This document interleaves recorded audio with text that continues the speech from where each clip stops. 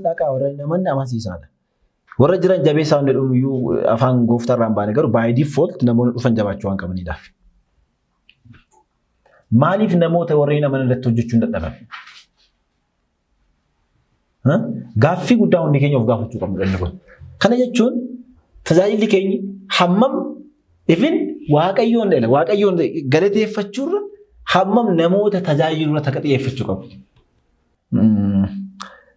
Fakkeenyaaf anaana yookaan miti yookaan daana yookaan immoo stiisiisa toluun jedhee yeroo hunda dagatamu tokkummaa jira.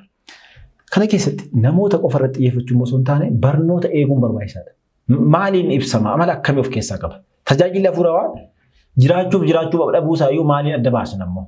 Kanaafuu Yesuus gooftaa jechuu kanatti jara kanatu caala janna ishee. Kanaafuu hafuura qulqulluu isaa wajjin jira. Musliimni irraa Yesuus gooftaa jechaa jiru. Jechuun koo jechuu ta'e jechuudha. Dubbachuu ta'e wantoota irratti yookaan immoo waqtiilee irratti otoo hin hundaa'in kennaa gooftaan isaanii abbaan maallaqaa fi isaaniifis abbaa kan ta'e kun kan isaanitti kenne kana handhuurri tajaajila kakuu haaraa misraachoo waamichaa gooftaan dubbii fi jireenya isaa lafa kanarraan namoota hunda waame sana hunda biraan gahudha. Jenneer. Kunis immoo gaafa qoqqoonnu gaafa ergama duukaa bu'ummaa kana qoonnu. Inni jalqaba warreen amansiisudha. Warra maaliin taane? Bakka kana inni jalqaba ndoom dhaqaa warreen amansiisaadha. Warra jiran jabeessaa hundi dhumiyyuu afaan gooftarraan baane garuu by default namoonni dhufan jabaachuu waan qabanidha. Jechuun jalqaba gooftarraa bahe maalidha? Dhaqaa warra amansiisaadha. Mee eenyudha inni dhaqee warra amansiisaa amansiisaa jiru ammarra?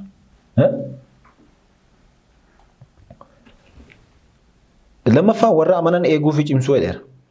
Sadaffaan immoo warra ciman haga dhumaatti akka dhaabbatan gochuudha. Maaliif kitaabni qulqulluu haga dhumaatti kan dhaabbatan ni fayya waan jedheef. Namni amanee yoo haga dhumaatti hin dhaabbanne bu'aa hin qabu hin fayyu jechuudha. Hin fayyu. Garaagarummaan barsiisummaa Pirootestaantii fi nu gidduu jiru sana bara. Haga dhumaatti hin dhaabbannu taanaan fayyuu akka hin dandeenye nuti kan dubbannu yeroo baay'ee isaan immoo akka waan hamman fayyine jennee dubbannutti kan isaan nu hubatan jechuudha. Haa ta'u garuu xiyyeeffannoon keenya baay'ee nuti gatii guddaa irratti kaffalaa jiru isa kamirratti sadan kana keessa. Warra hin amansiisu, warra amanan eeguu fi cimsuu, warra ciman immoo haga dhumaatti akka dhaabbatan gochuu. Sadan kana keessa humni baay'een isarratti bahaa jira amma. Isa lammaffaati. Inni nuti baay'ee bataam nu fuulii miti. Isa lammaffaatti yeroo gubaa jira nuti. Deebii deebisuu warra kee jira kana bakka even haga sossobuutti gahuu yoo as keessaa baatan akkas taatu yoo as keessa jiraattan akkas argattu jechuudha yoo asii baatan akkas taatu jechuudha geenye jira jechuudha. Dhiphachuu keenyarraa kan ka'e namoota as keessatti eeguu keessatti. Maaliif namoota warreen amanan irratti hojjechuu hin dadhaban? Gaaffii guddaa hundi keenya of gaafachuu qabnu dha. Erga wanti mana kiristaanaa inni jalqaba Kiristoos kallattiidhaan kenneefiyyuu isa kanadha ture. Kanaafuu nuti maaliifidha kan dhaqnee warra musliimotaatti kan lallabne? Maaliifidha? Pirootestaantii yoo ta'e hin amanne Kiristoos maaf dhaqnee itti lallabu? Akkamitti isaan dhufanii gooftaa fudhadhaan jedhu. Biisa Hasaawiyaan kan jedhaman turan yookaan obboleessa sobdoota kan jedhaman turan bara duukaa bu'oota. Hojii isaanii maal dhabeettu? Hojiin isaanii maalidhaa? Akka lallabu akkuma Phaawulos fa'aa lallabaa turan. Inuma lallabu achi ba'anii lallaban. Dhaqanii isa kam lallabu beektu? Otoo bakki hin lallabamne hedduun jiru. Isuma Phaawulos barsiisaa oolee isaanis dhaqanii barsiisu turan. Warra biisa Hasaawiyaan jennu kun. Isuma Phaawulos barsiise dhaqanii isaan barsiisu turan. Gaafa barsiisan garuu barnoota qulqulluu miti kan isaan kennaa turan. Kan isaan akkas godhan maaliif? Akka isaaniif salphatuudhaaf jechuudha. Akka waan Phaawulosiin deeggaran fakkaatanii. Dhuguma kiristaanummaa babal'isuu yoo ta'e dhimmichi namni hin baranne hedduun tureera. Pirootestaantii appiroojii masaa gaafa laaltanii maaliif ortodoksii irratti xiyyeeffate? Ortodoksiin bare caqasan lama isaan amma intini godhan kana ortodoksiin koo maybe isaan hagawunaatti caqasan lama sadiin jiru. Ortodoksiin kanarra darbite jechuudha. taarikii biraa keessa galteetti baay'ee. Seenaa biraa keessa. Seenaa biraa. Isaan amma ndawum kitaabni qulqulluu baay'ee osoo hiikamuu baate bareedaadha. Yaada jedhu qabu. Kitaabni qulqulluu baay'ee gaafee maaliif kan keenya liqaa'oontiin jiruuti Addis Kidaan, Biluu Kidaan, Turgumaame maal jedhu kana hin fedhan isaan. Kunoo qulqulloota hayyoota jennu kan shakkitootaaf deebii kennan kana koomentarii maal kana hin fedhan. Bakka maalatti giddamni kun jedhu. By the way salphaatti miti kan dhufe kun. Turgumaame maaliif dhufe? Shakkitootaaf deebii kennuun jaalateeti kan dhufe. Kana kan dhale kana kan dhale barnoota shakkii mana kiristaanaa keessatti ka'edha malee kiristaanonni hojii dhabanii taa'anii kana jechuun maal jechuudha jedhanii sakatta'anii miti by the way wangeela kana sana akkasitti kan. Akkasitti yaadina. Hojii dhabanii waan firii ta'aniif taa'anii itti tafalaassafanii wangeela hiikna jedhanii miti. Shakkitoonni ka'anii kiristaanota waan dogoggorsaa turaniif akkas jechuudha. Kiristoos ofiisaatu natti amanaa hin jenne. Ani innoo waaqa ofiitiin hin jenne ofiisaatu. Ati maal waaqetta? Jechuu jalqaban. Maal ishi? Yeroo akkas jettu mana kiristaanaa maal jettama? Kiristoos ofiisaatii waaqa hin jenne. Ati waaqa itti amanaa jirta. Maal jechuudha? Kitaaba qulqulluu irra caqasi. Manni kiristaanaa yeroo kana balbala ishee cufattee taa'uu qabdi? No. Hiikuu qabdi jechuudha kitaaba qulqulluu. Sirriidha Kiristoos kallattiidhaan waaqa jechuu dhiisuu danda'a. Garuu hiiktee itti himuu qabdiidha.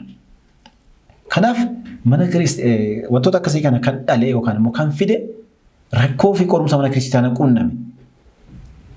Deemsa manni kiristaanaa lubbuuwwan sassaabuuf taasiste malee quufa yookaan immoo yoona liqinnati yookaan hayyummaa agarsiisuuf miti jechuudha kun.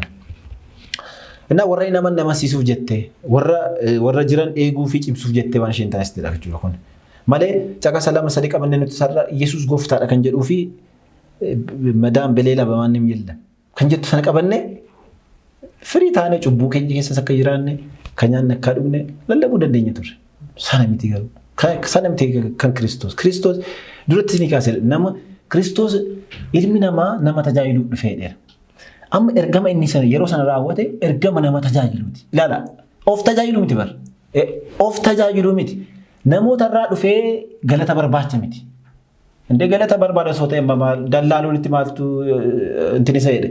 Maaltu dhagee hiyyeessota qaraacota warra namoota keessaa tuffataman wajjin isa oolche. Mootota wajjin akka oole bakka.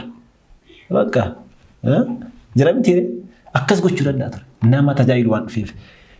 Har'a garuu Kiristoos hojii sana hojjechaa hin jiraatin mala kallattiidhaan.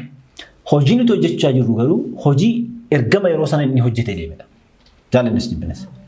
Kana jechuun tajaajilli keenya hammam ifin waaqayyoon galateeffachuurra hammam namoota tajaajilurra akka xiyyeeffachuu qabu. Hubanna jechuudha asirraa. Kanaaf bara waaqayyo maqaa koo waamuun kuni gooftaa jechuun kuni dursee dubbateera. Migarmina by the way. Gooftaa jechuun maaliif kana dubbatee itti fakkaata amma Kiristoos yeroo sanatti? I don't know. Tiksiin kun indoo irra caalaa bara kanaaf ta'a. Gooftaa jechuun qofti nama fayyisu. Tajaajilamuuf hin dhufneedhaan bakka. Amma intinii guddaan aarsaa guddaan kan kaffalamuu qabu namoota tajaajiluu irratti. Bakka sana eeyyamni waaqayyo sanadha bakka. Ati gaafa gatii namootaaf tajaajiltu bakka waaqayyo kabajame. Kiristaanummaan isa kanadha. Malee kiristaanummaa jechuun callisee waaqayyo aangoo isaarra taa'ee akka qaama dheebuu galataa qabu yookaan dheebuu maqaan isaa waamamuu qabu. Ati qofti isa galateeffachaa mana kee cufattee lubbuuwwan hedduun immoo alarraa akka dhuman akkasitti jiraachuu miti kiristaanummaan. Bakka gadi jettee namoota sassaabuu lubbuuwwan sassaabuu akkas of gattee kabaja kee gadi buuste akka inni kabaja isaa gadi buuste. Arraba hamaa inni arrabsame keessa Bi'eelzebuul galanni isaaf haa ta'uuti waaqayyoof. Gooftaa keenyaaf. Bi'eelzebuul hangafa seexanootaati miti? Hangafa seexanootaati jedhameera bar. Amma yeroo sana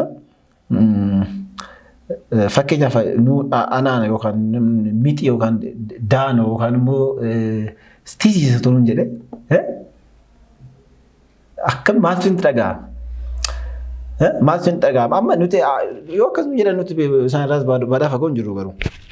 Waaqa garuu ilma waaqayyo waaqa isaanis uume kabaja isaaniif kenne akkas yeroo jedhan hammam akka inni namootaaf dursa kenne. warra isa arrabsan dabalate namoota fayyisuuf akka dhufe nutti mul'ata jechuudha. Kun nuuf fakkeenya guddaadha.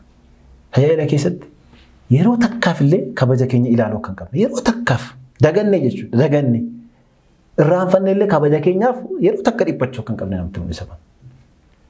Bakka nuyi arrabsamuun keenya kabajamuun keenya namootaaf kabaja gadi qabamuun keenya arrabsamuun keenya gididfamuun keenya namoota fayyisa taanan hoy maaliif maaf aarsaa gooneen dhiyeessinu bakka kanuma barkeessisan malee yoo danda'amanis kabajameen namoonnis yoo fayyan bareedaadha. Wanni dhammu kun hin baasu. Akkasiin jiru kiristaanummaa keessatti. Anis seeftii goo eeggadheen namoonnis yoo fayyan bareedaadha. Wanni dhammu kun biltsiginnaa wangeelii inni dhumusa kanadha. Wangeela badhaadhina lafa kanarrattis badhaadhaa lafa kanarrattis nuguutaa samiirrattis immoo akka nuguutu taasisuu jechuun wangeela badhaadhina lallabuu kana jedhamee ture kastaata dhimma lafa kanarraa dhimma hojjaa gadi haasa'u jechuudha. Akkas miti kiristaanummaan bakka kiristaanummaan dhimma samii fi samiiti. Lafarratti wanti goonullee dhimma samii sanaaf jenneeti malee dhimma lafa kanarraa wanni nuyi qabnu tokkollee hin jiruudha. Tole. Kana wal qabatee wanni yeroo baay'ee dagatamu immoo warra nama siisuu warra jiran eeguu maal jedhamuti wanti yeroo hunda dagatamu tokkummaa jira. Kana keessatti namoota qofa irratti xiyyeeffachuun osoo hin taane barnoota eeguun barbaachisaadha. Amantaa eeguun immoo barbaachisaadha. Waan hin dagatamne jechuudha. Waan hin dagatamne. Seenaa mana kiristaanaa keessatti apologetics nama jedhamu warra jedhaman beektu abboota apologetics jedhamu yookaan immoo eqibata aqaabiyaan hayimaanot. Yookaan immoo warra eqibata eminatii yookaan amantaa eegan jechuudha. Isaan irra caalaa xiyyeeffannoo isaanii shakkitoota irrattidha. Barumsa shakkii irratti xiyyeeffatan jechuudha irra caalaa. Inni kun illee hojii keenyadha. Inni kun inda'uun hamaadha banagaraachillee. Barnoonni yoo jallatee dhaloota sana booda jiru hundumaa balleessuu danda'a. Nam tokko tarii deebisuu dandeessa booda jijjiirte. Barnoonni shakkii garuu kiristaanota keessa gale jechuun dhaloota hedduu galaafachuu danda'a. So amantaanis eegamuu qaba. Barnoonni dhugaan eegamuu qaba. Tajaajilli kakuu haaraa tokkos isa kanadha. Isa kanadha. Barnoota eeguudhas.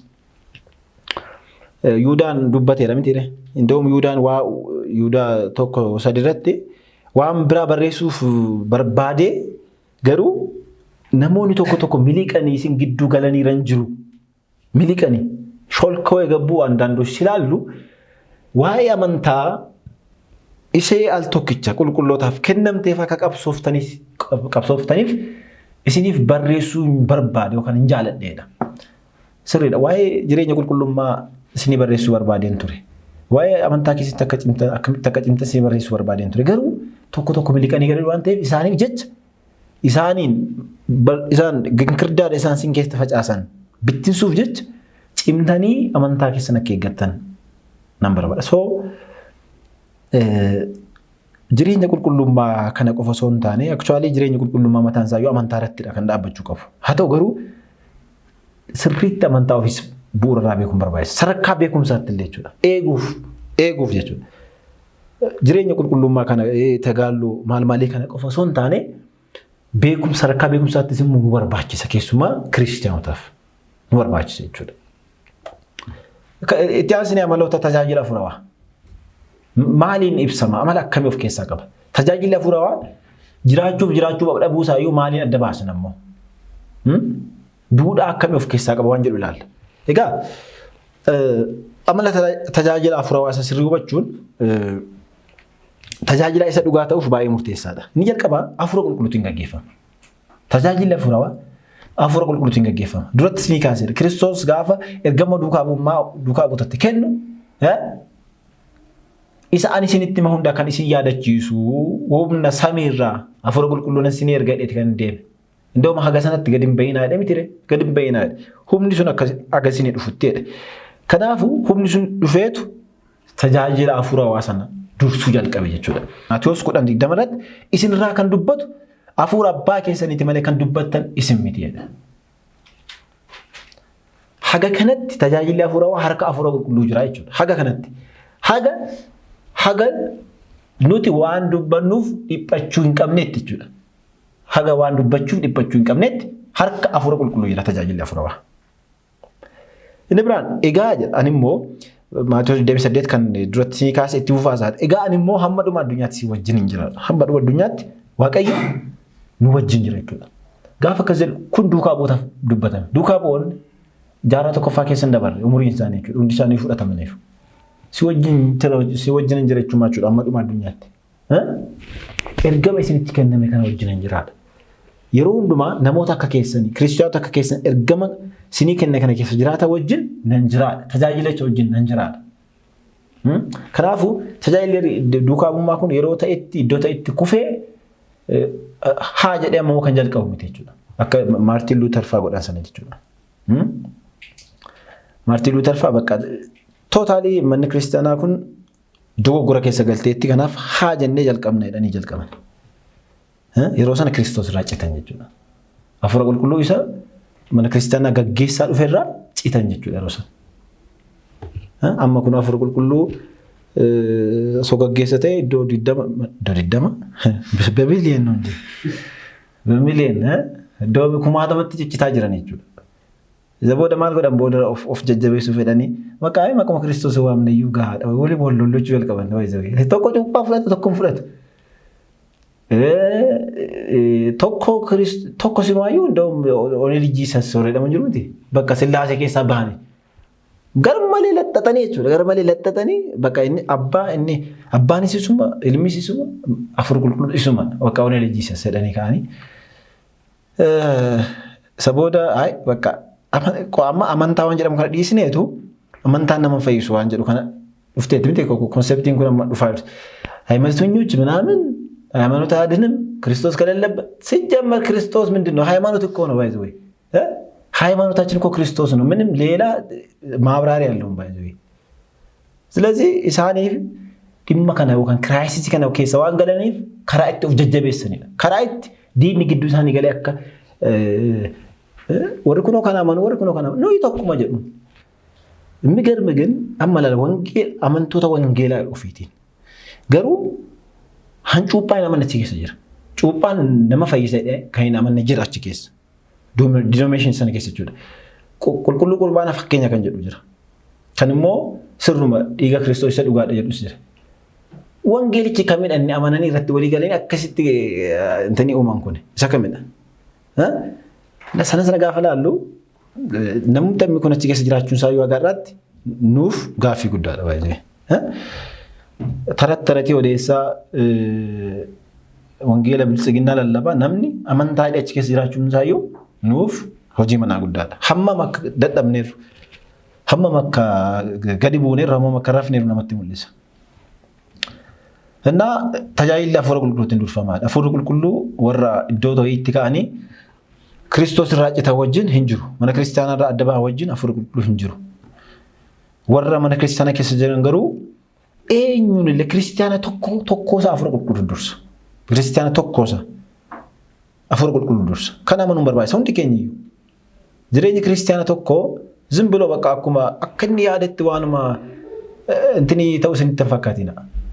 Andi kiristiyaan ለምሳሌ kiristaani tokko fakkeenyaaf dhaqee bakka amantaan kiristaana tasumaan jiretti hojii qabachuun isaa foormulaa namni sun hojjete yookaan immoo foormulaa dhaabbanni isa qacaree sun hojjete qofa isinitti hin fakkaatina. Fakkeenya kiristaanonni amma addunyaarra kiristaanonni Itoophiyaa jechuudha. Manni kiristaana Ortodoksii Tawaahidoo Itoophiyaa addunyaarra baay'ee facaateetti baqattoonni jiru. Baqattoota hedduutu jiru biyyoota hambaa keessa. Kun fedhii namoonni ala bahuuf qaban irraa qofa isinitti hin fakkaatina. Foormulaa waaqayyooti kun mataan isaa jechuudha. Foormulaa hafuura qulqulluuti. Because bakka deematti mana kiristaanaa bani Chaayinaan qiddaasee qaddasaa jira. Musliimonni irraa Saawud Arabiyaa keessatti kiristaanota ta'aa jiranii. Otoo as ta'anii ta'e namoonni sun maaltu dhufa ture? Homtuun dhufu. Innaa sochiin kiristaana tokkollee iyyitaa yookaan immoo ilaalcha hafuura qulqulluu jala jirtidha. Innaa jireenyi tokko keenya sana keessa jira.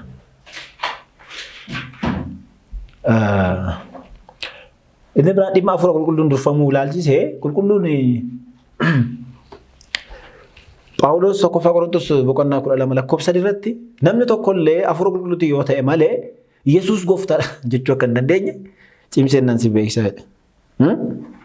Hafuura qulqulluu yoo ta'e malee Yesuus gooftaadha.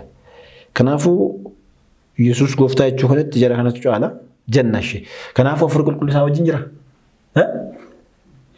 Musliimni irra Yesuus gooftaa jechaa jiru. Jechuun kun jechuu yoo ta'e jechuudha. Dubbachuu yoo ta'e musliimni jedha. Namoota hedduutu jedha. Namni namanne jedha. Amma achi beenanii nama tokko mucaama wayii nama namanne wayii Yesuus gooftaa jedhamu hin jedha. Jedha nagaasaa deemaa bakka. Kun maaf dubbatame sitti fakkaata? Yesuus gooftaadha jechuun kuni qofaa isaatii yerootti amantaa kiristaanotaa ta'e ni jira. Qofaa isaatii. Waa tokko sotti hin dabaliin. Qofaa isaatii Yesuus gooftaa kan jedhu kun qofti amantaa kiristaanotaa yookaan immoo ibsituu amantaa sana yerootti ta'e tureera. Kunis bara warra Qeesaarota Roomaa. Egaa Impaayera Roomaa keessatti waaqa kan jedhame yaadamu Qeesaarota sana, bulchitoota sana jechuudha. Innaa bara sanatti gooftaan isaaniidha, waaqnis kan jedhamu isaaniidha. Yeroo sana namni Yesuus gooftaadha jedheenna tarkaanfii irratti fudhatamu maalidha? Ajjechaa sukkanneessaa jechuudha. Ajjechaa sukkanneessaa kan irratti fudhatamu. Yeroo sanatti akka ammaa akka barbaanne teenyee barbaannetti Yesuus gooftaa jechuun miti gooftaa gooftotaas jennee walaloo irratti barreessinee faarfannaa hin jirre faarfannee fi akka galateeffannu akka har'aa sana miti yeroo sana. Sirra dhaabatu kazaa ati gooftaan isaa waan ta'eef isaaniin gooftaa akka jettu jedhamta. Kanaafuu yeroo sanatti kiristaanonni Hafuurri Qulqulluu isaan keessa waan jiruudhaaf gargaarsa Hafuura Qulqulluutiin konfees gochaa turan. Kana jechuun dhugaa bahaa turan jechuudha. Fuuldura warra nuyi gooftota jedhan nuyi gooftaadha gooftaan nu malee hin jiru jedhan dhaabbatanii Yesuus gooftaadha jedhu turan jechuudha. Jechatti kana jechuun qofti jireenya kee bakka hin jirurraa bakka jirurraa bakka hin jirreetti dabarsaa jechuudha. Kana jechuun fooniin gaafa laallu. Kana jechuun qofti. Kanaaf jechi kun yeroo sanatti amma kana humna qaba turedha. Hamma kanas aarsaa amma kanaas nama kaffalchiisaadha. Har'a namni si tuqu hin jiru. Bakka. Namni si tuqu hin jiru. Kanaaf takka nama waliin qabu.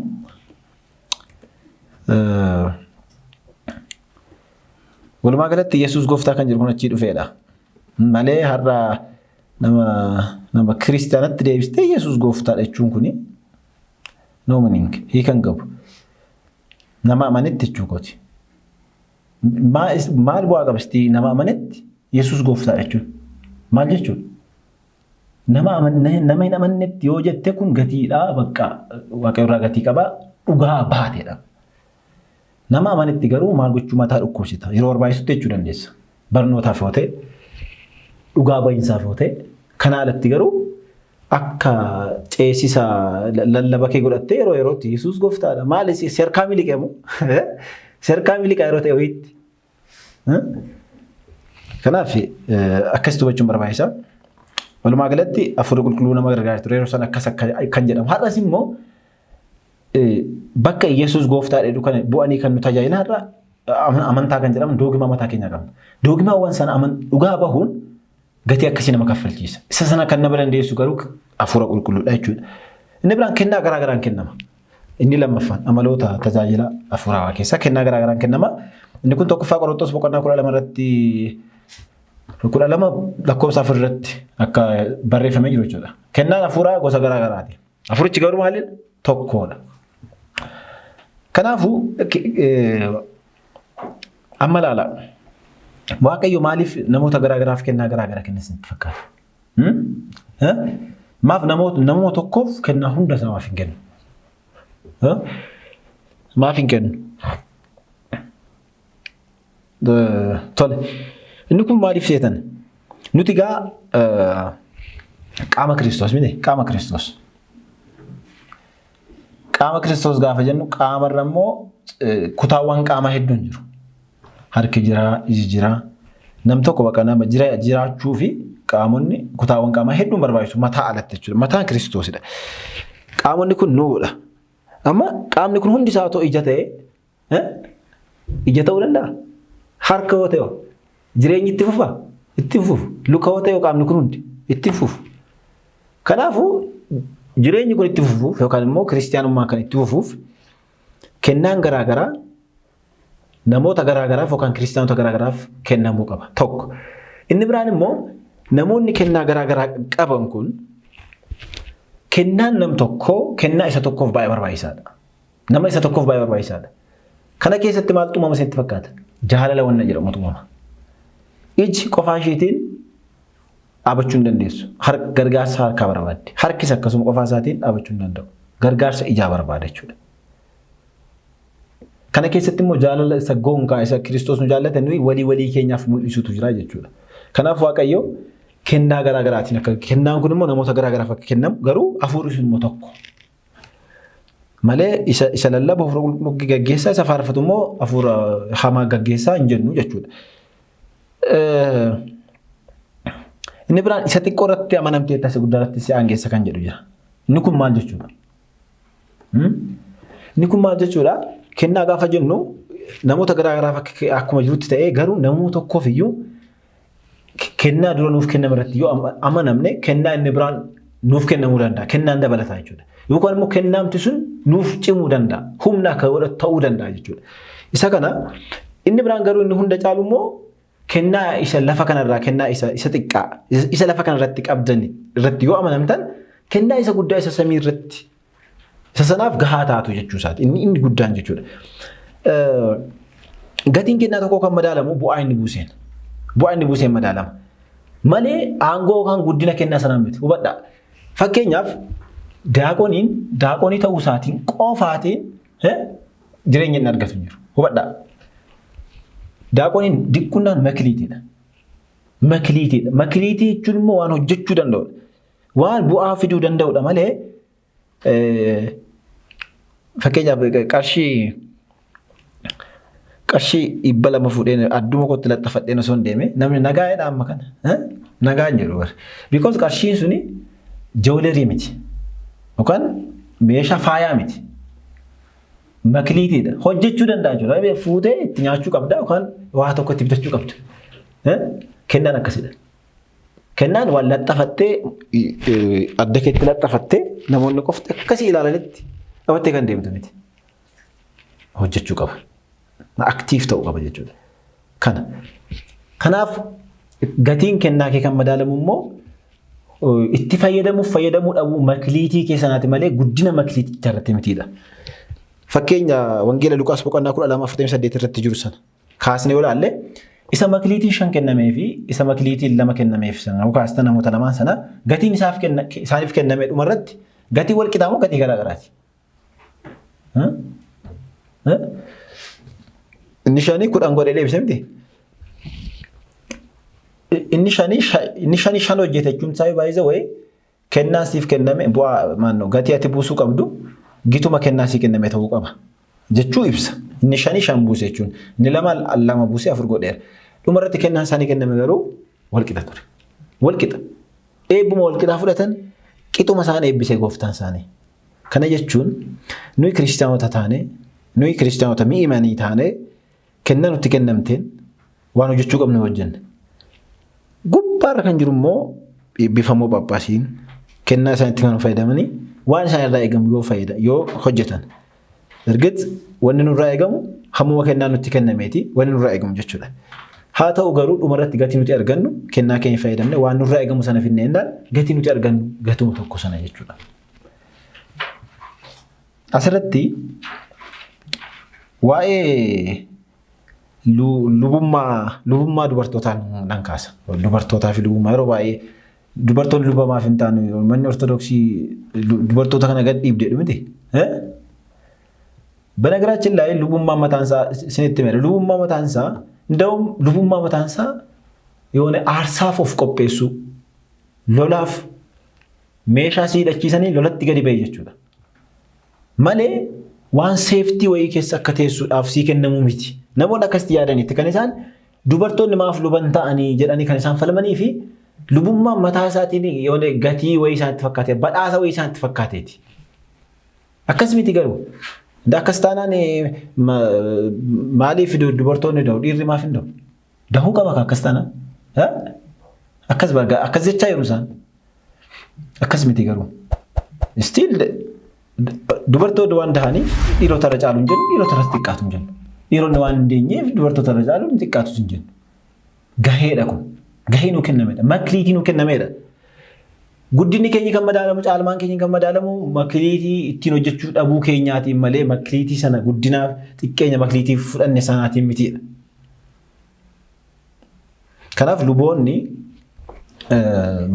dubartoonni luba ta'uu dhabuun isaanii dhimma mirga dubartootaa wajjin waliyyuu hin qabatu jechuudha. Indoo mandaandee bataam waaqayyo waan isaaniif loogeeyuu fakkaata. Dubartoonni lolatti hin bahanii hin hidhatiin jechuun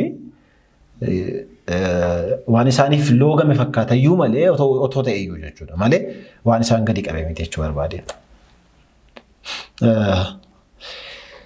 Okay, kennaa wal qabatee yookaan kennaawwan tajaajila keessa jiran kennaa garaagaraa wal qabatee kennaa ittiin hojjenne dhabuunis jira. Dhabuunis jira.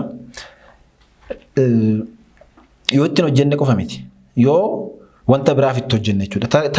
Takka kennaawwan mana kiristaanaa keessatti nuu kennaman yookaan immoo akka tajaajiluuf nuu kennaman bakka biraafis mijataa ta'anii argamu. Fakkeenya sagaleen namni itti faarfatu sirbuus danda'a rakkoon qabu. Miti sagaleen sirbuus danda'a. Kanaaf namni sagalee waaqayyo ittiin faarfachuu qabu sana dhaqee sirbaan yoo itti fayyadame tokko lafuma kan irratti kennaan sun irraa fudhatamuu danda'a. Yoo ta'u baate garuu samii irratti iyyuu kennaan sun irraa fudhatama jechuudha. Yookaan immoo gatii waan argatu hin qabu jechuudha. Hojjetaa isa abbaa makliitii tokko sana fakkeenya godhachuu dandeessu. Kennaa ofii awwaaluun akkam akka gatii nama dhabsiisu tokko inni awwaale waan ta'eef.